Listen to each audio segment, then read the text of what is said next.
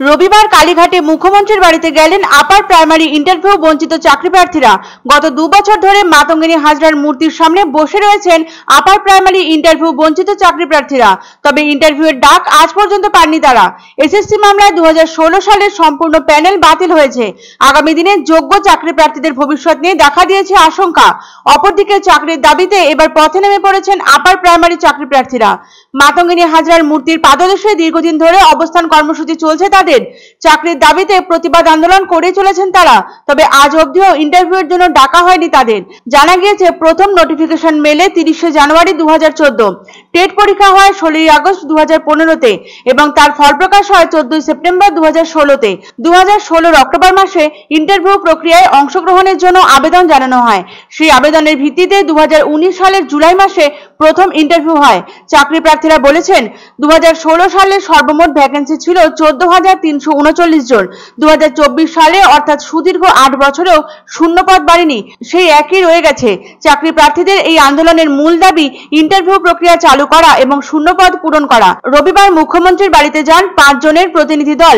চাকরি প্রার্থীরা বলেন দ্রুত ও স্বচ্ছভাবে অবিলম্বে তাদের চাকরি দেওয়া হোক।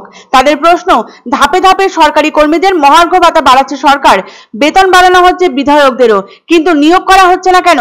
তাই মাননীয় মুখ্যমন্ত্রীর কাছে তারা দাবি তুলেছেন নিয়োগ করা হোক স্বচ্ছতার সঙ্গে।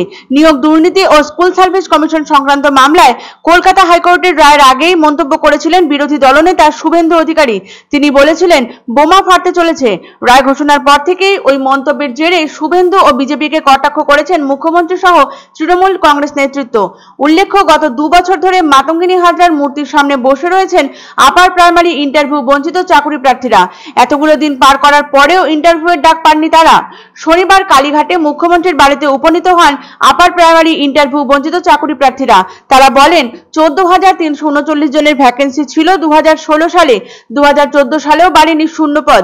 তাই স্বচ্ছ ইন্টারভিউ ও শূন্য পদ পূরণের দাবিতেই চাকরি প্রার্থীদের এই আন্দোলন। প্রথম নোটিফিকেশন মেলে 30 জানুয়ারি 2014 সালে। 2015 16 আগস্ট অনুষ্ঠিত হয় টেট পরীক্ষা এবং তার ফল প্রকাশ হয় 14 সেপ্টেম্বর 2016-তে। এরপর ইন্টারভিউ প্রক্রিয়ায় অংশগ্রহণের জন্য আবেদন জানানো হয় 2016 অক্টোবর মাসে। 2019 জুলাইতে হয় প্রথম ইন্টারভিউ।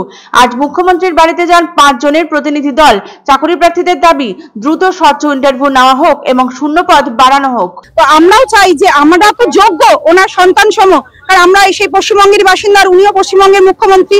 আমাদের আজকে সবার ভোটে উনি আজকে সাফল্যমণ্ডিত করেছেন, জয়লাভ করেছেন। তাই আমরা চাই যে উনি জয়ী হবার পর অন্তত আমাদের দিকটা একটু দেখুন। তো আমরা এটা কমিশনের কাছে বারবার বলে আসছি যে সিট আপডেট করে, এখনো পর্যন্ত ইন্টারভিউ কোনোদিন আগে মতো যা ভ্যাকেন্সি আছে সেই সিট আপডেট করে আমাদের সকলে ইন্টারভিউ ব্যবস্থা করে আমাদের নিয়োগ দেওয়া।